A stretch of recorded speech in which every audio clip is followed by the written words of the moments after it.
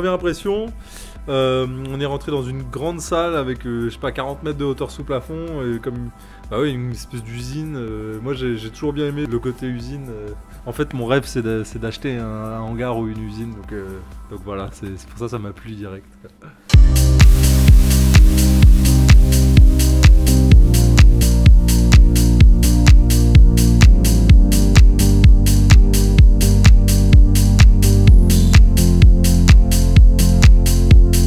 J'aime bien jouer ma musique, même si c'est vrai que des fois c'est cool de jouer la musique, ça serait cool de jouer la musique des autres parce qu'il y a une espèce de fraîcheur. Tu vois, je pense que ça c'est un des plus gros avantages du DJ, c'est qu'ils peuvent jouer la musique des autres, donc ils ont pas, c'est pas toujours la même chose pour eux, il y a une fraîcheur à chaque fois. Mais moi j'aime bien jouer ma musique parce que je peux vraiment la développer en live. En gros sur mon live j'ai des émulations de synthé, de trucs comme ça, et je peux choisir vraiment la structure, je peux choisir vraiment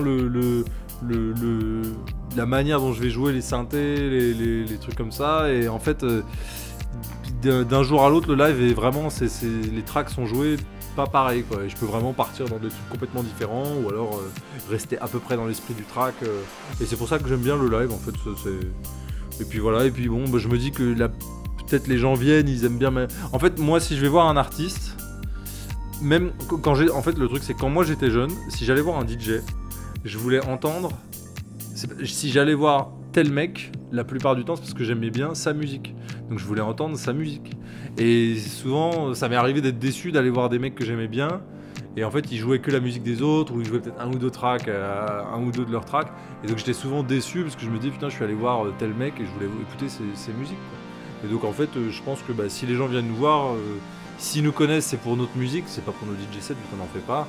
Donc il faut qu'on joue notre musique quoi. Donc c'est important, et en plus bah, voilà, moi j'aime bien modifier mes tracks en live, toujours mettre des nouvelles idées, tester des nouveaux trucs, et souvent maintenant je teste des nouvelles idées en live, et ensuite c'est souvent ça qui devient un track.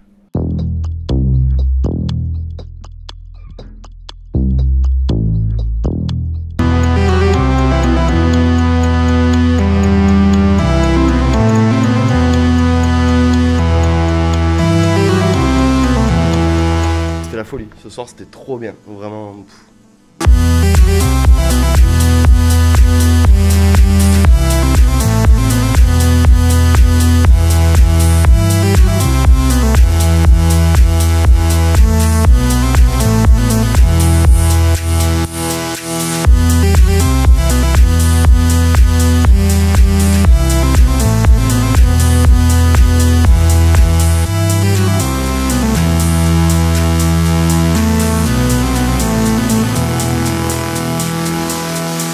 Réel plaisir pour moi d'avoir joué ici ce soir quoi. Et même si là j'ai plus d'oreilles, ça siffle. Il y a vraiment une énergie toute particulière dans ce lieu quoi. Il y a quelque chose vraiment d'authentique, tu vois. Alors il y a le lieu qui fait beaucoup, il y a ce côté industriel, enfin il y a toutes les structures à la Mad Max un peu, c'est super stylé, c'est vraiment trop joli. Et je sais pas, il y a une énergie, il y a une proximité avec les gens, il y a un truc super intimiste dans le club qui est trop agréable. Et c'était un plaisir quoi, vraiment, c'était trop bien de jouer. Vraiment génial, je me suis régalé quoi. Le live pour moi c'est une évidence parce que mixer je sais pas faire, j'ai jamais appris. Moi c'est pour ça que c'est pas le chemin habituel. Mais voilà, ça a été vraiment la production en premier, puis le live de suite derrière. Du coup je conçois un peu ça comme un concert quoi, comme un assemblage de mes morceaux, un truc personnel et authentique que je livre aux gens. Et voilà, donc du coup c'est différent, c'est une différente approche du DJ set, mais enfin voilà quoi, c'est complètement génial, ça te remplit quoi, enfin c'est trop bien, il y a un réel échange avec les gens, tu te livres, ils te le rendent, et voilà quoi, il y a quelque chose de très fort en fait. C'est cool de voir, tu vois, les gens, bah, toutes les 2 secondes ils tendent leurs bras, ils te montrent leur téléphone, est-ce que tu peux passer ce morceau, c'est un truc que tu n'as pas sur les grandes scènes en fait au final. Avec plaisir on reviendra quoi, franchement c'était le top, on s'est régalé quoi.